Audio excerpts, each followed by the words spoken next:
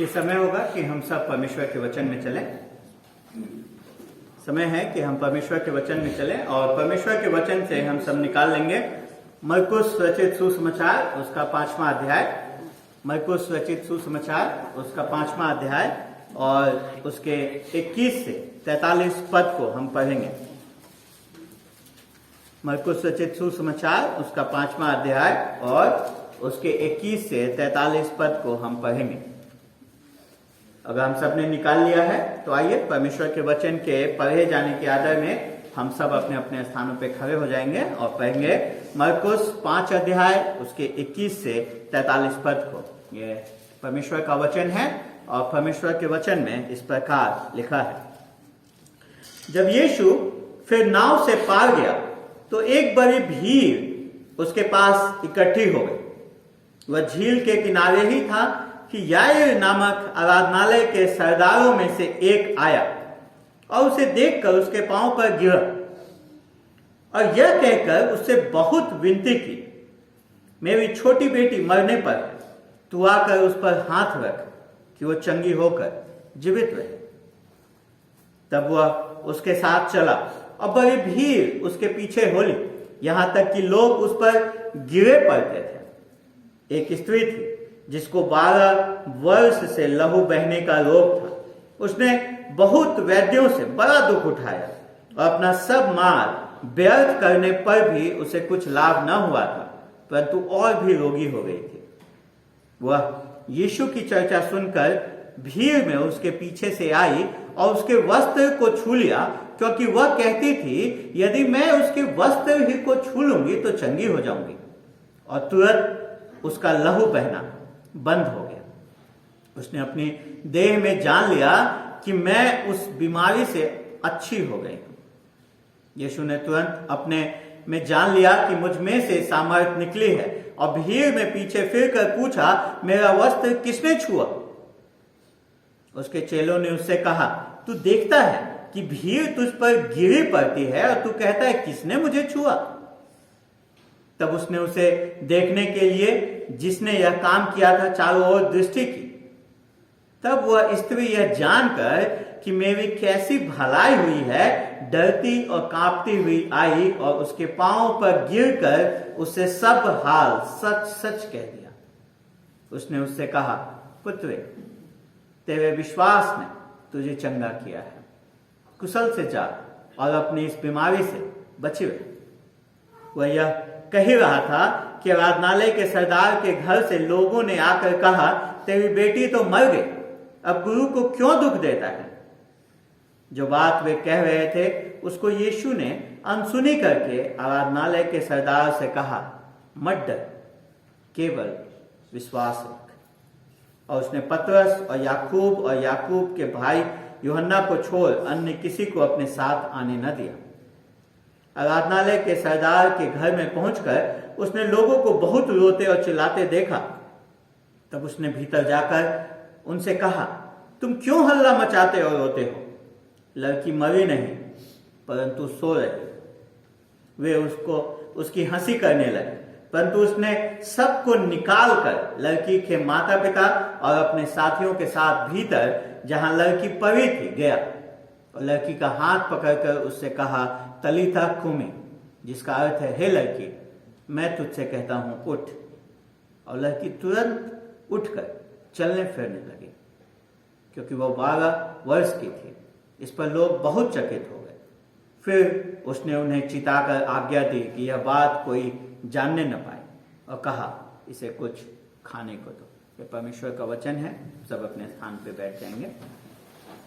पिताजी, हम धन्यवाद देते हैं आपको, आपके वचन के लिए धन्यवाद देते हैं प्रभु कि आपने हमें अपना वचन दिया है प्रभु, ताकि हम आपके हृदय को जान सकें, हम आपके उद्देश्य को जान सकें, हम आपको जान सकें और परमेश्वर आपके अनुसार अपने जीवन को प्रभु जी हम आपके वचन अनुसार लेकर के आने वाले हो सके। जब आज हम इस अध्याय पे, इस खंड पे मनन करते हैं प्रभु जी, होने दें कि आपका आत्मा हम में से प्रत्येक जन से बातचीत करे, हम आपकी आवाज को सुन सकें, हमारे हृदयों को तैयार करें प्रभु जी, कि जब आपका आवाज, आपका वचन का बीज हमारे हृदयों पे पड़ता है तो वो अच्छी भूमि हो सके जो प्रभु जी फल लेकर के आने वाला हो सकता है। प्रभु जी हम आपसे प्रार्थना करते हैं कि आप हम में से प्रत्येक जन से बातचीत करें और परमेश्वर की आज का वचन हम सबको आपके पुत्र को जानने में आगे बढ़ा सके और प्रभु जी हम सबको उसकी समानता में एक कदम और लेकर के आने वाला हो सके। हम आपके वचन को सुनकर रहने वाले नहीं वरन उसके अनुसार अपने जीवन को परिवर्तित करने वाले आपके आत्मा के सामर्थ्य होने वाले हो सके, यीशु के नाम से आमीन। क्या कोई ऐसा है यहाँ जिसके जीवन में कोई समस्या ना हो? क्या कोई ऐसा है जिसके जीवन में कोई समस्या नहीं? हम सबके जीवन में समस्याएं हैं। स्वास्थ्य की समस्या, परिवार की समस्या, व्यक्तिगत समस्याएं, संबंधों में समस्याएं, कार्य के करने में समस्या, कार्य स्थल पे समस्या और हर प्रकार की विभिन्न प्रकार की समस्याएं।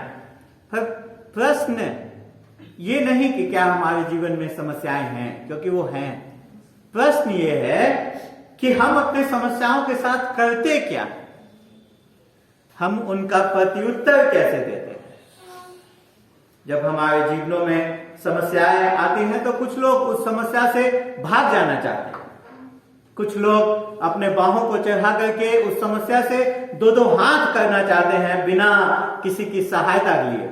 वो चाहते हैं कि वो अपने आप को समस्या का समाधान करने वाला दिखाए। कुछ लोग उस समस्या को भूल जाने का प्रयास करते हैं, अपने आप को किसी बोतल में डुबा देते हैं या फिर अन्य प्रकार के शौक में जो उनको समस्या से दूर ले जाए, वो गीत, वो संगीत, वो कार्यक्रम, उसमें वो मसरूफ हो जाते हैं। कुछ लोग दूसरों के पास सहायता के लिए दौड़ पड़ते हैं। हम सब किसी न किसी प्रकार से अपने जीवन के समस्याओं का प्रत्युत्तर करते हैं। प्रश्न ये उठता है अब, पर क्या ये सही तरीका है जीवन के समस्याओं का प्रत्युत्तर देने का? हमें कैसे अपने जीवन के समस्याओं का सही प्रत्युत्तर देना चाहिए? किस प्रकार से हम अपने जीवन के समस्याओं का प्रत्युत्तर दें? क्योंकि जीवन में जीवन है तो समस्याएं हैं। किस प्रकार से हम उन समस्याओं का सामना करें, कैसे हम अपने जीवन में उसका प्रत्युत्तर करें? मेरे प्रियो, समस्याएं, हमारे जीवन की समस्याएं एक बहुत बड़ा अवसर है हमारे जीवन में कि हम परमेश्वर के कार्य को होते हुए देख सकें। जीवन की समस्याएं एक बड़ा अवसर है कि हम परमेश्वर के कार्य को होते हुए अपने जीवन में देख सकें। लेकिन अगर आप प्रभु को नहीं जानते हैं या आप उसको अच्छे से नहीं जानते हैं तो आप अपने समस्याओं में प्रभु को नहीं देख पाएंगे, आप सिर्फ समस्याओं को देख पाएंगे। इसलिए सर्वप्रथम हमें अगर जीवन के समस्याओं का सही प्रत्युत्तर देना है तो हमें प्रभु को, परमेश्वर को जानने की आवश्यकता है, ताकि हम अपनी समस्याओं में भी उसको देख सकें और सिर्फ समस्याओं को नहीं। आप सोच रहे होंगे कि हाँ, मैं भी अपने जीवन के समस्याओं का सही से प्रत्युत्तर करना चाहता हूं, मैं भी अपने समस्याओं में परमेश्वर को देखना चाहता हूं। क्या करूं मैं कि मैं अपने जीवन के समस्याओं में परमेश्वर को देख सकूं? और इसी बात का उत्तर आज के इस खंड में दो व्यक्ति के जीवन को जांचने के द्वारा, दो व्यक्ति के उस जीवन के समस्याओं को देखने के द्वारा हम सीखते हैं कि कैसे हम अपने जीवन में आने वाली समस्याओं का प्रत्युत्तर इस ढंग से कर सके ताकि हम अपने समस्याओं में परमेश्वर को देखने वाले हो सकें और सिर्फ समस्याओं को नहीं। और 3 भाग में हम इस खंड को देखते हैं और पहले भाग में हम देखते हैं कि यीशु मसीह जो है वो जो दीन है उन पे दया करते हैं, जो अपने आप को दीन बनाते हैं उन पे प्रभु यीशु मसीह दया करते हैं। 21 से 24 पद में, 21वां पद हमें बताता है जब यीशु फिर नाव से पार गया तो प्रश्न उठता है, क्योंकि हम सीधा मरकुस के 5 अध्याय में आ गए हैं और उसके 21वें पद में, तो हमें समझना है कि जब यीशु फिर नाव से पार गया तो ये किस समय की बातचीत हो रही है। और 21वां पद वही पृष्ठभूमि हमारे सामने लेकर के आता है। जब आप पीछे के अध्यायों में पढ़ेंगे आप पाएंगे कि प्रभु यीशु मसीह गलील क्षेत्र से निकला था। वहां निकलने के बाद उसने एक आंधी को, तूफान को शांत किया, और जब उस किनारे पे गया तो वहां एक दुष्टात्मा ग्रस्त व्यक्ति उसे मिला। तो यीशु मसीह ने उसे उसके दुष्टात्माओं को से उसे स्वतंत्र किया और वो दुष्टात्माओं को सुअरों में भेजा, और सुअर कैसे नाश हुए वो पूरी बात वहां पे है।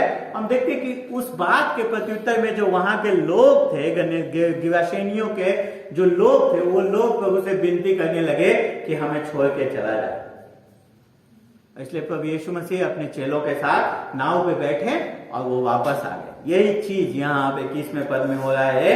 प्रभु यीशु मसीह उस नाव पे बैठे और वो जब वापस आते हैं तो हम देखते हैं कि एक बड़ी भीड़ उसके पास इकट्ठी हो गई है ना। कितना बड़ा अंतर है। जो गिवेसेनी जो थे वो प्रभु से विनती कर रहे थे कि हमें छोड़ के चला जा, लेकिन जब प्रभु यीशु मसीह वापस गलील प्रदेश में आता है तो एक बड़ी भीड़ उसके लिए इंतजार कर रही होती है अपने समस्याओं के साथ। और उस बड़ी भीड़ में खास करके 2 लोग हैं जो जीवन में हताश हैं, जिनके जीवन में समस्या है, और वो प्रभु का इंतजार कर रहे हैं कि प्रभु आए तो मैं अपनी समस्या का समाधान उससे पा सकूं, उसकी सहायता को पा सकूं। जो पहला व्यक्ति है हम देखते हैं कि वो आता है याईर। 22-27 पद को जब हम पढ़ते हैं हम पाते हैं याईर आराधनालय के सरदारों में से एक आया। याईर आता है प्रभु यीशु मसीह से सहायता मांगने के लिए, और खंड हमें बताता है, पद हमें बताता है कि याईर जो है वो आराधनालयों के सरदारों में से एक था।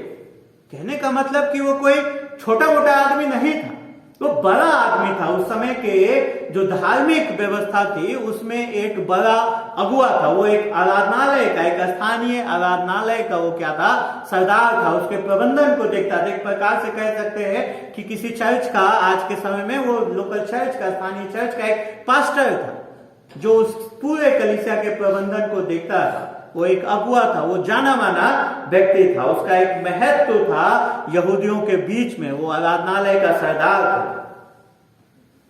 इस समय पे हमको याद करने की आवश्यकता है कि जो आराधनालय के सरदार लोग थे वो प्रभु यीशु मसीह को के साथ उनके संबंध अच्छे नहीं थे।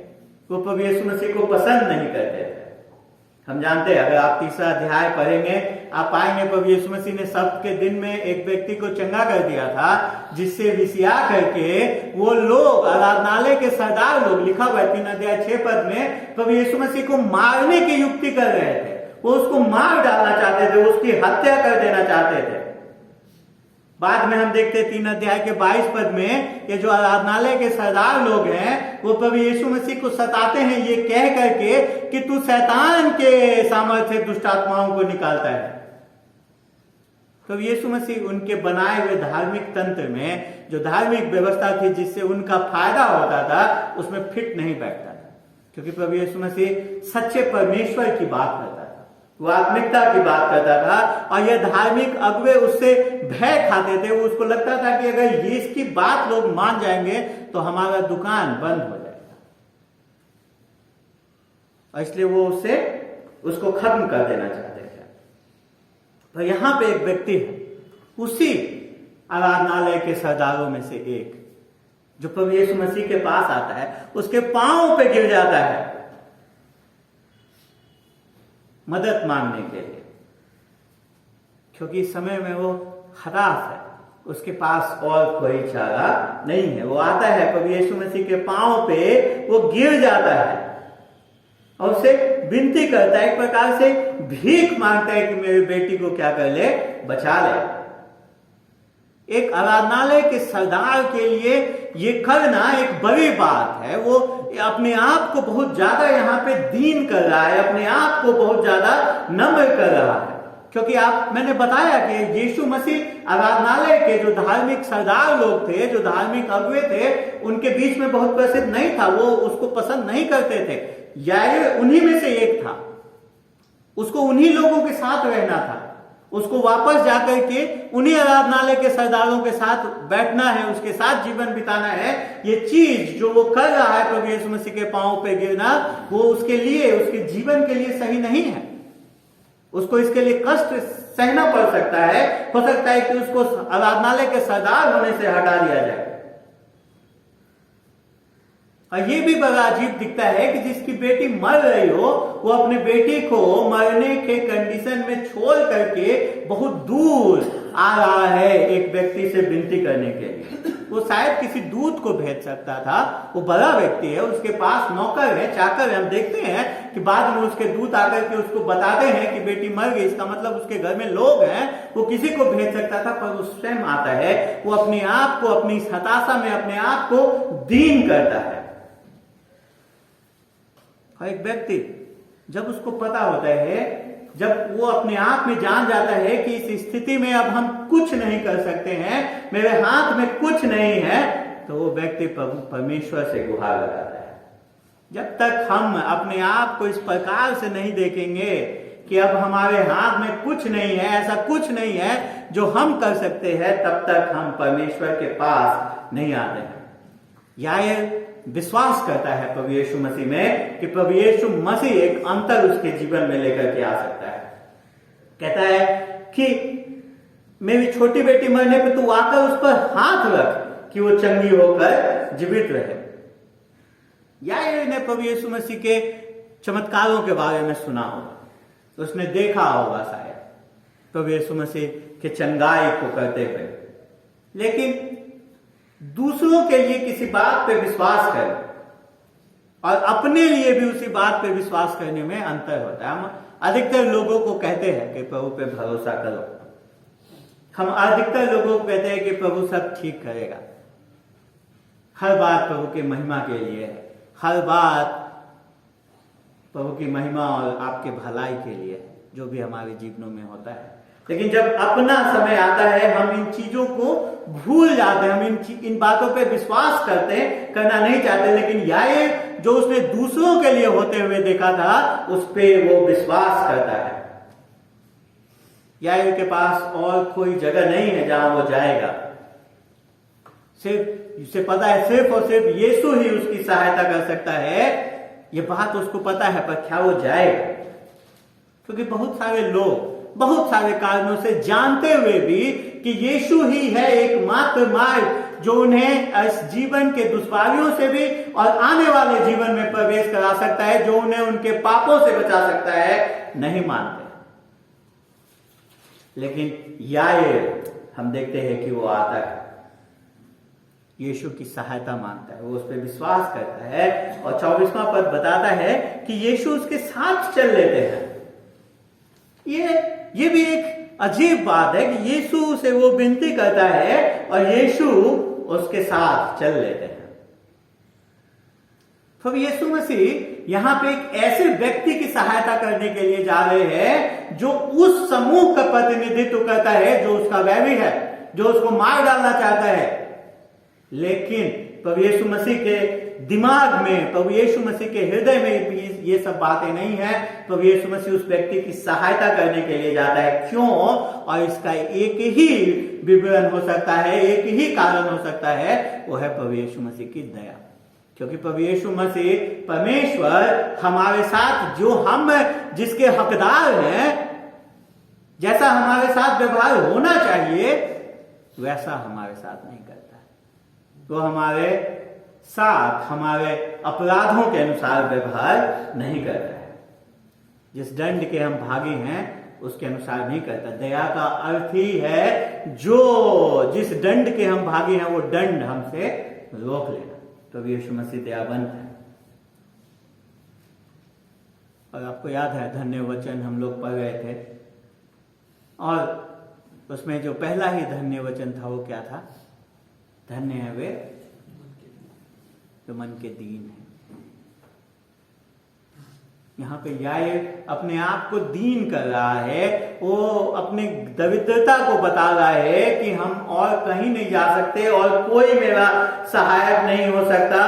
एक सामर्थ्य व्यक्ति होने के बावजूद, एक महत्वपूर्ण व्यक्ति होने के बावजूद वो अपने आप को यीशु मसीह के चरणों में गिरा देता है और यीशु मसीह जो दीन बनते हैं उन पे दया करता है। यीशु मसीह जो दीन, अपने आप को दीन करते हैं, उन पे प्रभु यीशु मसीह दया करता है।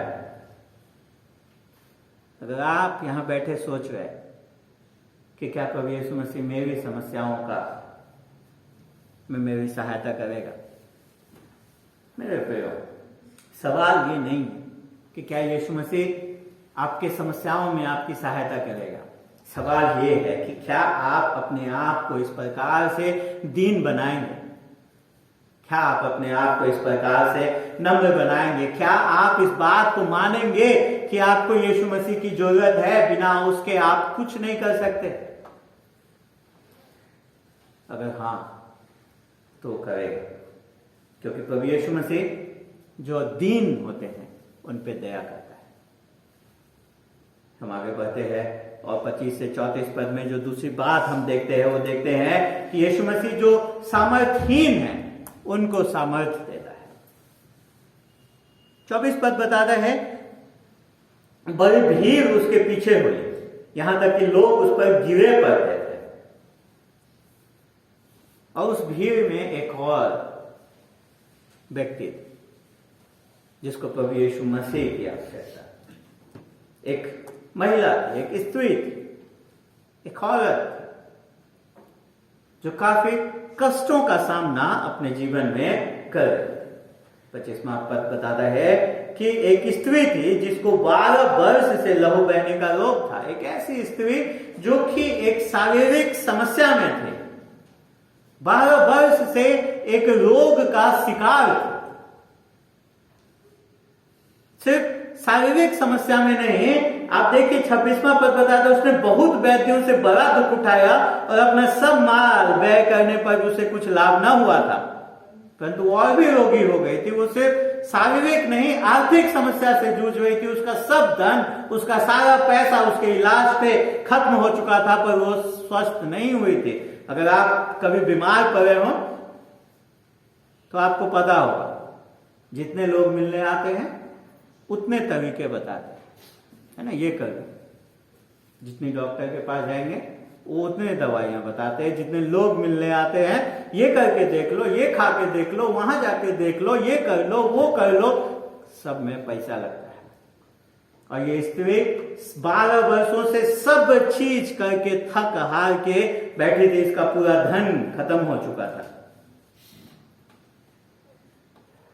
सब कुछ उसने कर लिया। सिर्फ शारीरिक समस्या में नहीं, आर्थिक समस्या में थी। और सिर्फ शारीरिक और आर्थिक नहीं, एक भावनात्मक समस्या में ये स्त्री थी, क्योंकि इसे एक ऐसा रोग था जो इसको यहूदी व्यवस्था के अनुसार इसको अशुद्ध बनाता था। इसे लोगों से कट के रहना था और इसका पति इससे, इस रोग के कारण यहूदी व्यवस्था के अनुसार तलाक ले सकता था। और इसे लोगों को छूना नहीं, ये लोगों को छू नहीं सकती थी, लोगों के उपस्थिति में नहीं जा सकती थी, क्योंकि जो इसके छूने में आएगा, जो इसके संपर्क में आएगा, वो सब अशुद्ध हो जाएगा। और 12 वर्षों से ये स्त्री एक ऐसे जीवन को जी रही थी, ये आराधनालय से कटी हुई थी, ये मंदिर नहीं जा सकती थी, स्थानीय आराधनालय में नहीं जा सकती थी, किसी भी प्रकार से परमेश्वर की आराधना स्तुति नहीं कर सकते थे लोगों के साथ सार्वजनिक रूप से। क्योंकि इसे एक ऐसा बीमारी था जो इसको अशुद्ध बना रहा है।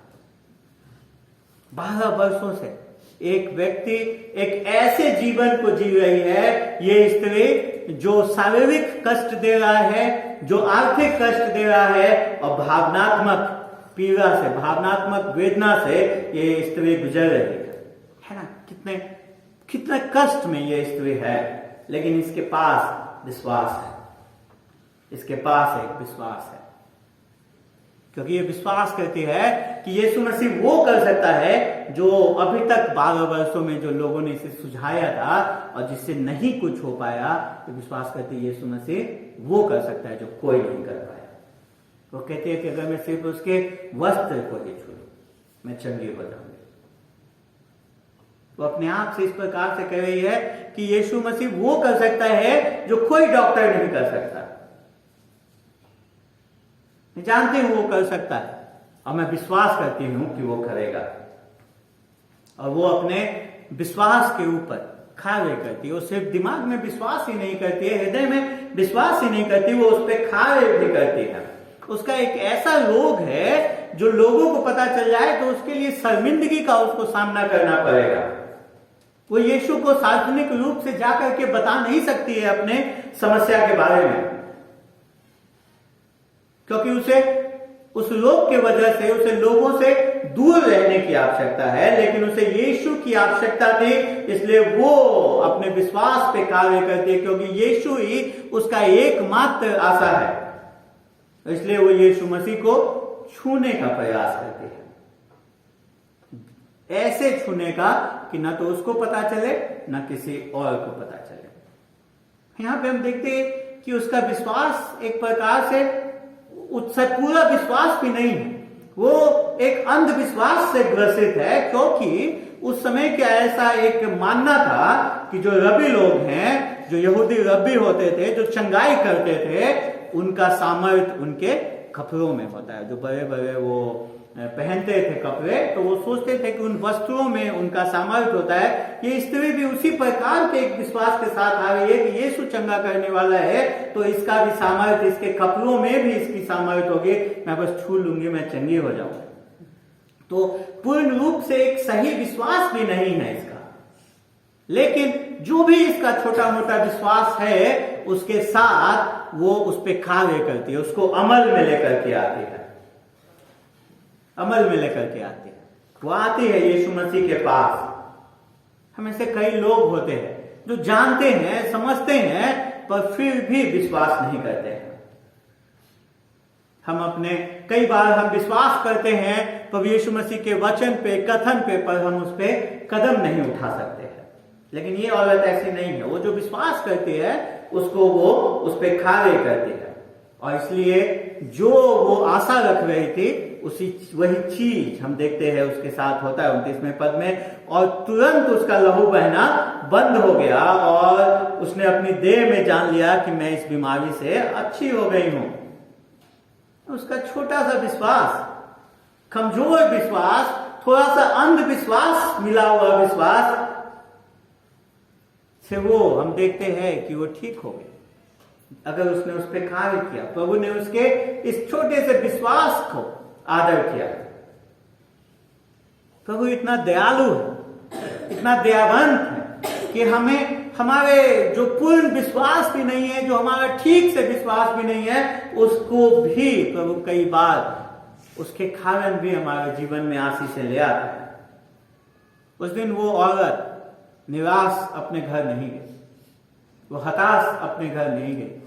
12 वर्षों से जो हताशा थी, जो निराशा थी, वो उस दिन एक क्षण में खत्म हो गया। उस भीड़ में बहुत लोग थे, लिखा हुआ लोग उस पे गिरे जा रहे थे, बहुत लोग उसको छू रहे थे, बहुत लोग उसके यीशु के संपर्क में आ रहे थे, पर चंगी बस ये स्त्री, क्योंकि सबके पास विश्वास नहीं, ये स्त्री को विश्वास था। बाकी लोग जो जिस प्रकार से आए थे उसी प्रकार से वहां से चले गए, जिस स्थिति में आए थे उसी स्थिति में चले गए। मेरे प्रियो, कलीसिया में होना, यीशु मसीह के आसपास होना आपको बचाएगा नहीं, यीशु मसीह पे विश्वास करना आपको बचाएगा। सिर्फ कलीसिया में आने से, चर्च में आने से, बैठने से, यीशु मसीह के लोगों के साथ होने से, यीशु मसीह के आसपास रहने से, उसके वचन को पढ़ लेने से भी आप सिर्फ और सिर्फ सुरक्षित नहीं हो जाएंगे, आप अपने पाप से बच नहीं जाएंगे, आपको उस पर विश्वास करना होगा। यहां याईर और इस स्त्री में कितना बड़ा विरोधाभास है, उसको देखिए। याईर एक महत्वपूर्ण व्यक्ति है, समाज में उसका आदर है। ये स्त्री कुछ नहीं है, इसको कोई नहीं जानता है। देखिए कि यहां तक कि परमेश्वर के वचन में भी उसका नाम तक नहीं लिखा है कि ये स्त्री कौन है, कहां से आई है, कुछ नहीं, इसके बारे में कोई नहीं जानता। लेकिन यीशु मसीह दोनों को स्वीकार करते हैं, वो दोनों को स्वीकार करते हैं। याईर अपने बेटी को खोने पे था, अपने 12 वर्ष की बेटी को खोने पे था, और ये स्त्री 12 वर्ष से एक रोग से ग्रसित थे। याईर आराधनालय का सरदार था, इसका मतलब वो धनी था।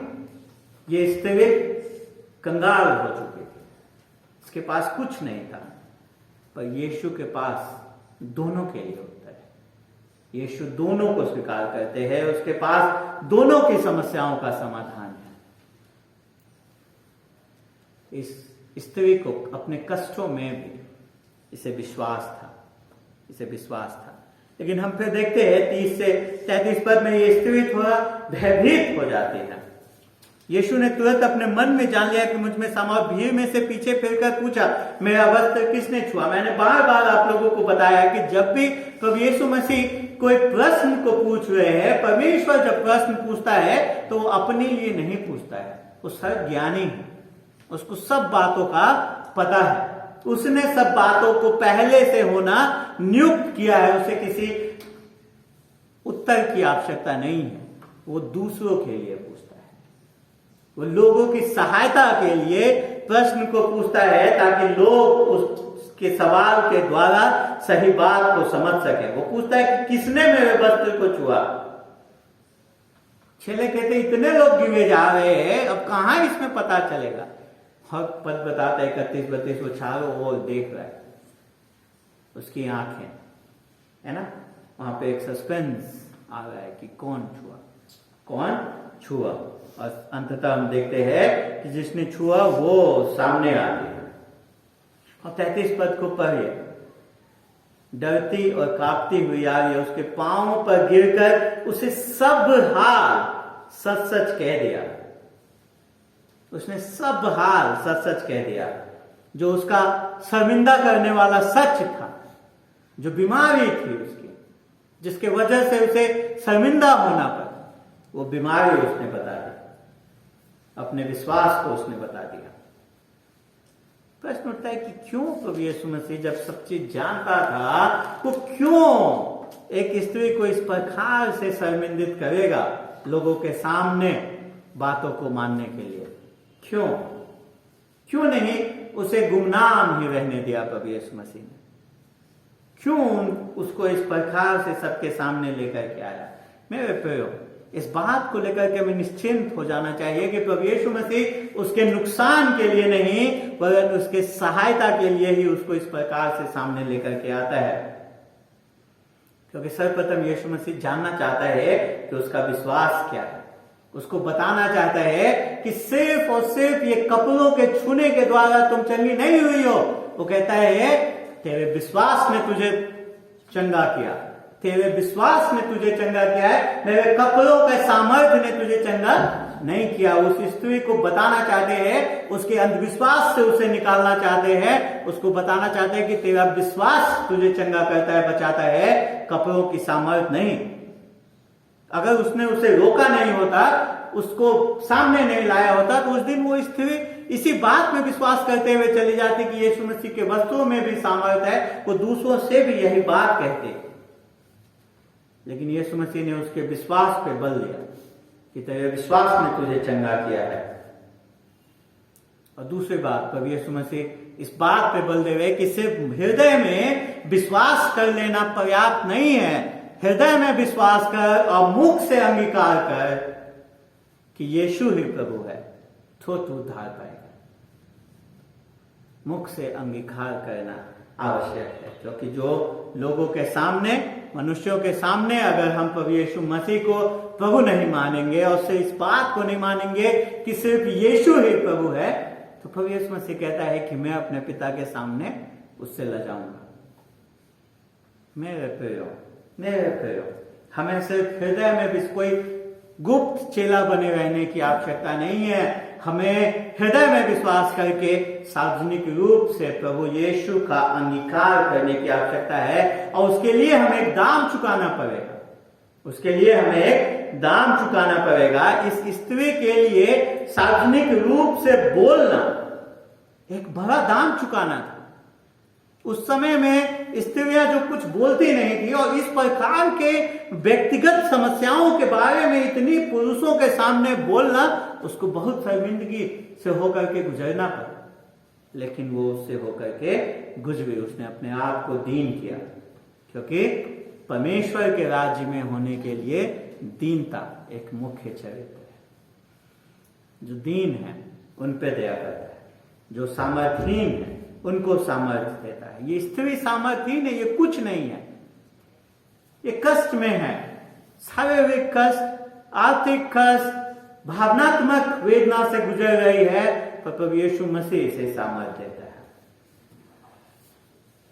हम सोचते हैं कि प्रभु को, कई बार हम सोचने लगते हैं कि परमेश्वर हमारे लिए बैठा है, हमको जो चाहिए बस उतना दे, फालतू बातचीत हमसे न करे कि हमको क्या करना है। हम आए हैं, हम चर्च आ गए, हमको चंगाई चाहिए बस, और हमको कुछ नहीं जानना। अब उसको क्या मतलब है? वो चंगा कर सकता है, वो चंगा करे। हम चर्च आ गए, हमको परीक्षा में पास होना है बस, हमको नौकरी चाहिए बस, बाकी का चीज मेरा व्यक्तिगत है। वो कहता है व्यक्तिगत कुछ नहीं है, कुछ नहीं है। मेरे प्रियो, हम भी परमेश्वर के योग्य नहीं है, हम तो परमेश्वर के न्याय के योग्य हैं, लेकिन परमेश्वर हम पे दया करता है, दया करता है। हम देखते हैं कि ये स्त्री 34 पद में स्वतंत्र चली जाती है, अपने बीमारी से आजाद होकर चली जाती है। अगर वो उस दिन भीड़ में ही गुम होकर के चली जाती तो वो शारीरिक रूप से तो चंगी हो जाती, प्राथमिक रूप से उसकी स्थिति वैसे ही होती, वो अपने पापों के जकड़न में ही होते। लेकिन प्रभु यीशु मसीह का ध्यान सिर्फ उसके शारीरिक चंगाई पे नहीं, वरन उसके आत्मिक चंगाई पे था। वो कहता है कि हे पुत्र, हाँ, एकमात्र ऐसा स्थान है सुसमाचारों में जहां प्रभु यीशु मसीह एक स्त्री को पुत्री कह करके संबोधित करते हैं। बाकी हर समय वो स्त्री स्त्री करके ही संबोधित करते हैं। यहां पर प्रभु यीशु मसीह कहते हैं कि पुत्री, तेरे विश्वास ने तुझे चंगा किया है। और चंगा के लिए जो शब्द भी यूनानी भाषा में, जो मूल भाषा में शब्द है, जब आप उसको देखेंगे उसका अर्थ है कि तेरे विश्वास ने तुझे बचा लिया है, तेरे शारीरिक बीमारियों से भी, तेरे शारीरिक कष्ट से भी, और तुझे आत्मिक रूप से भी। वो कह रहा है कि पुत्री, अब तू मेरे परिवार, पुत्री बोल करके ही वो कह रहा है कि तू मेरे परिवार का हिस्सा हो चुकी है। तेरे विश्वास ने ना तुझे शारीरिक रूप से वरन आत्मिक रूप से भी चंगा किया है। अब तू पूर्ण होकर के, नई होकर के जा सकती है, तेरा कष्ट खत्म हुआ। हम देखते हैं कि प्रभु यीशु मसीह जो दीन होते हैं उन पे दया करता है, जो सामर्थहीन होते हैं उनको सामर्थ देता है। तीसरी बात और आखिरी बात जो हम देखते हैं वो 35 से 43 पद में यीशु मसीह आशाहीनों को आशा देता है। वो आशाहीनों को आशा देता है। और एक बार फिर आप देखिए, कहानी याईर के से शुरू हुई थी, बीच में ये स्त्री आ गई और एक बार फिर कहानी याईर की ओर आती है। और 35 पद में याईर को पता चलता है कि उसकी बेटी मर गई। जो लोग हैं वो आके कहते हैं बेटी मर गई, अब गुरु को क्यों दुख देता है। लेकिन 36 पद में यीशु मसीह जो बात कहते हैं वो एक अन्य ही चीज याईर को और याईर के द्वारा हम सबको सिखाता है। वो सिखाता है कि भय के ऊपर विश्वास को प्रदर्शित करना, विश्वास को बनाए रखना भय के ऊपर। अभी आप सोचिए कि याईर के दिमाग में इस सारे समय में क्या चल रहा होगा कि मेरी बेटी मर गई है, अभी उसको ज्यादा जरूरत है, ये तो 12 साल से कष्ट में है, क्या 2 दिन और नहीं कष्ट में रह सकते थे? प्रभु इसको तो बाद में चंगा कर लेता, मेरी बेटी तो मर गई। और जब उसको पता चला कि वो मर गई तो क्या क्या चीजें उसके दिमाग में गुजर गई कि प्रभु मुझे पता था इस औरत को सहायता की आवश्यकता है, पर मेरी बेटी मर गई, वो मर गई। अगर तू जल्दी आता, अगर तू इस समय में इस स्त्री के साथ नहीं होता, इसको नहीं समझता, मेरे साथ जल्दी जल्दी चल देता तो मेरी बेटी जीवित होती।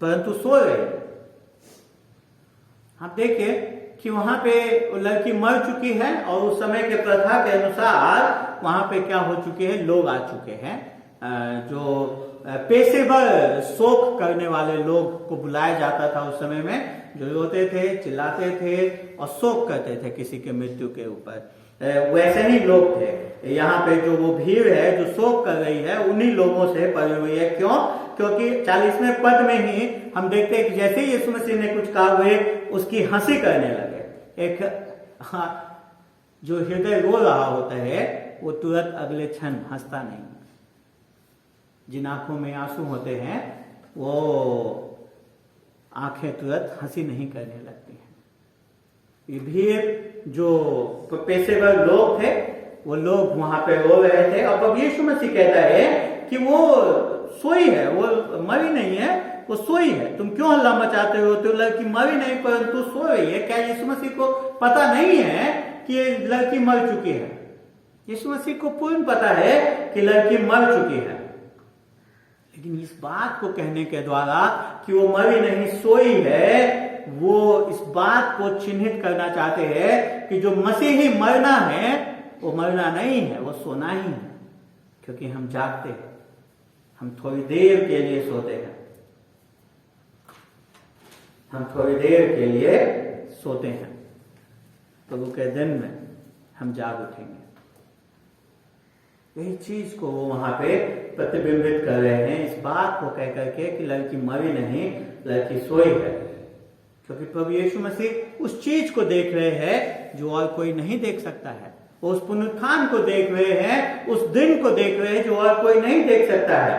और उसके बाद प्रभु यीशु मसीह वो करते हैं जो और कोई नहीं कर सकता है। वो 40वें पद में आप देखिए, वे उसकी हंसी पर तो सबको निकाल कर लड़की के माता पिता अपने साथियों के साथ भीतर जहां लड़की पर थी गया, वो गया। जब हम विश्वास करते हैं प्रभु यीशु मसीह पे तो वो हमें अवसर देता है कि परमेश्वर के नए तरीकों को, कार्यों को अपने जीवन में देख सकें।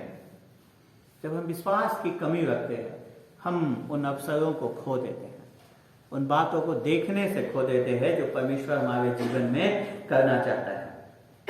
41 और 42 पद में देखिए कि वो जाता है, उस लड़की का हाथ पकड़कर उससे कहता है तलीता कुमी, जिसका अर्थ है हे लड़की मैं तुझसे कहता हूँ उठ। और लड़की तुरंत उठकर चलने फिरने लगी, क्योंकि वो 12 वर्ष की थी। इस पर लोग बहुत चकित हो गए। फिर उसने उन्हें चिताकर आज्ञा दी कि यह बात कोई जानने न पाए, और कहा इसे कुछ खाने को दो। क्यों? प्रभु यीशु मसीह उसे देखिए कि जब प्रभु यीशु मसीह उसे चंगा करता है वो पूर्ण रूप से चंगी हो जाती है। लेकिन प्रभु यीशु मसीह जो मानवीय देखभाल है, परमेश्वर चंगा कर सकता है, परमेश्वर देने वाला है। इसका ये मतलब नहीं कि मानवीय देखभाल को वो नजरअंदाज कर रहा है, कह रहे इसे कुछ खाने को दो। जब प्रभु यीशु मसीह जब चंगा कर रहा है तो सिर्फ उसको मृतक से उठा ही नहीं रहा है, वरन उस बीमारी से भी वो स्वस्थ हो गई जिस बीमारी की वजह से वो मरी थी, वो उठकर चलने फिरने लगे। लेकिन प्रभु यीशु मसीह कहता है अब इसे कुछ खाने को दो। लेकिन उसके साथ साथ कहता है कि किसी को बताना नहीं। क्यों? प्रभु यीशु मसीह चाहता है कि इतने बड़े चमत्कार के बारे में लोग चुप रहे, किसी को बताएं। एक बार फिर से, क्योंकि प्रभु यीशु मसीह नहीं चाहता है कि ये बात बहुत तेजी से चारों तरफ फैल जाए और भीड़ की समस्या उत्पन्न हो जाए, वहां भगदड़ मच जाए। जबकि यीशु मसीह ने बीमारों को चंगा किया, मृतकों को पुनरुत्थित किया, वो लेकिन इसी काम के लिए नहीं आया था। ये चीजें जो उसने अपने जीवन में करी वो इस बात को दिखाने के लिए करी थी कि वो परमेश्वर का वो पुत्र है, वो मसीहा है जिसका इंतजार ये संसार कर रहा है। अपनी योग्यता को, अपने उस बात को साबित करने के लिए उसने उन कार्यों को किया। पूरे मरकुस रचित सुसमाचार में हम इसी चीज को देखते हैं कि उसका अधिकार जो हर चीज पे है, मृत्यु पे है, बीमारियों पे है, प्रकृति पे है, उस सब चीज को वो प्रदर्शित करता है इस बात को दिखाने के लिए कि वही वो मसीहा है जो इस संसार में आना था। उसका एकमात्र कार्य वो इस संसार में इसलिए नहीं आया कि लोगों को बस चंगा करता रहे और लोगों को वो पुनरुत्थित करता रहे। वो इस संसार में आया कि लोगों को इस जीवन के बाद अनंत जीवन के लिए आशा दे सके। वो इस संसार में आया कि अनंत जीवन के लिए लोगों को आशा दे सके, और उसके लिए उसे खुद मृत्यु से होकर के गुजरना था। इसीलिए वो इस संसार में आया।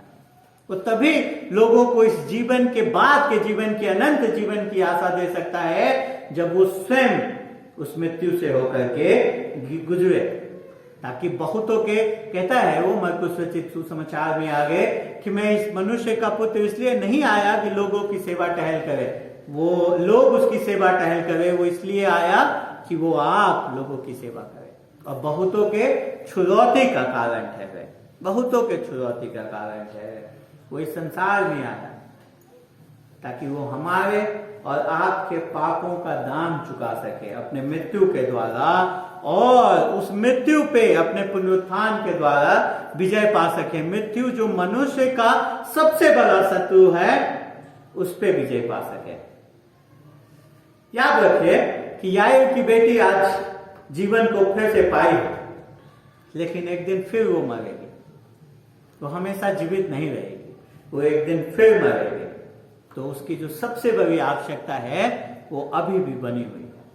अनंत जीवन की जो आवश्यकता है, पापों से उद्धार की आवश्यकता है, वो अभी भी बना हुआ है, और हमारे जीवन में भी वो आवश्यकता बना हुआ है। उसे एक उद्धारकर्ता की आवश्यकता है और हमें एक उद्धारकर्ता की आवश्यकता है, और यीशु मसीह वो उद्धारकर्ता है जिसने हमें हमारे पापों से दूर किया, हमारे पापों का दाम चुकाया। आप देखिए यहाँ पे कि यीशु मसीह कभी भी जो अछूत थे, जिनको समाज छूना नहीं चाहता था, उसको छूने से डरता नहीं था। हम देखते हैं कि वो कोढ़ी को छूता है, अब एक मृत शरीर को छूता है। क्यों इन लोगों को छूने से मना किया गया था? क्योंकि परमेश्वर की व्यवस्था में था कि जो इनको छुएगा वो अशुद्ध हो जाएगा। लेकिन जब अशुद्ध प्रभु यीशु मसीह को छूता है तो प्रभु यीशु मसीह अशुद्ध नहीं होता है, पर जो अशुद्ध है वो शुद्ध हो जाता है, वो साफ हो जाता है। तो यीशु मसीह छू करके उन्हें साफ कर देता है। मतलब उसने हमारे जीवन में, उसने हमें हमारे पापों से हमें छू करके स्वतंत्र किया, हमें हमारे अशुद्धि से उसने आजाद किया। ऐसा ही वो हमारे साथ करता है, वो हम पापियों को शुद्ध करता है, साफ करता है। अपने मृत्यु को के द्वारा हमें परमेश्वर के सामने न्यायोचित ठहराता है, हमें पवित्र ठहराता है। यीशु मसीह जो दीन है उन पे दया करता है, जो सामर्थहीन है उनको सामर्थ्य देता है, जो आशाहीन है उनको आशा देता है। मेरे प्रियो, किस चीज का सामना आज आप कर रहे हैं? किस समस्या का सामना आज आप कर रहे हैं? इस बात को जाने। अगर आप दुख में हैं, अगर आप कष्ट में हैं, समस्याओं में से होकर के गुजर रहे हैं, जीवन के जज्बातों में हैं, इस बात को जाने कि आपकी और हमारी समस्या एक अवसर है कि हम प्रभु पे भरोसा कर सकें। उस विश्वास को जो हम परमेश्वर पे करते हैं, उस भरोसे को जो हम प्रभु पे करते हैं, उसको दिखा सके। इस याईर से और इस गुमनाम स्त्री से हम सीखें, भयभीत मत हो, विश्वास कर, मत डर, विश्वास कर। तो हम सबको आशीष दें। आइए प्रार्थना करें। पिताजी, हम धन्यवाद देते हैं आपके वचन का, धन्यवाद देते हैं प्रभु कि आप अपने वचन में हमें अपने आप को जाहिर करते हैं। प्रभु जी, आप अपने बारे में सच्चाइयों को बताते हैं, और प्रभु जी हमारी सच्चाइयों को हमारे सामने रूबरू कर देते हैं। प्रभु जी, कई बार हम अपने जीवन में जो हम कहते हैं प्रभु, हमारा जीवन जीने का ढंग उस बात की गवाही नहीं देता है। प्रभु होने दें कि हम अपने इस जीवन को अपने भावनाओं के द्वारा नहीं वरन आपके वचन अनुरूप बना सकें। तो पहले सप्ताह से इस वर्ष के जो आपके वचन केंद्रित जीवन जीने की ओर हम सीखते आ रहे हैं, प्रभु जी होने दें कि हमारा वचन हमारा जीवन आपके वचन पे आधारित होने वाला हो सके। प्रभु जी हम अपने आप के अनुभव और अपनी भावनाओं पे नहीं पर आप पे भरोसा रखते हुए अपने जीवन को जी सकें। जब जीवन की समस्याएं हमारे सामने आते हैं, जब वो हमें बिखेरने तक को आ जाते हैं, प्रभु जी हम इस बात पे भरोसा कर सकें कि आप हैं, आप हर चीज को नियंत्रित करते हैं, आप संप्रभु परमेश्वर हैं, आप हमारे जीवन के हर क्षण हर पल में हैं। प्रभु जी हम में से प्रत्येक के जीवनों से आप बातचीत करें, हमें परमेश्वर कि हमारे जीवन इस प्रकार से प्रदर्शित हो सके कि हम आपके ऊपर भरोसा करते हैं, जीवन के कष्टों में भी हम आपके ऊपर भरोसा कर सकें, कष्टों में हम आपकी ओर आ सके, आपकी सहायता के लिए पुकार सके, अपने आप को अपने आत्मिक आवश्यकताओं के लिए, अपने भौतिक आवश्यकताओं के लिए दीन कर सकें, आप पे निर्भर हो सकें। तो सिर्फ और सिर्फ आपके आत्मा के सामर्थ्य से हम इन कार्यों को कर सकते हैं। तो जी आप अपनी सामर्थ्य और हम सबको अपनी समानता में आगे बढ़ाएं, यीशु के नाम से आमीन।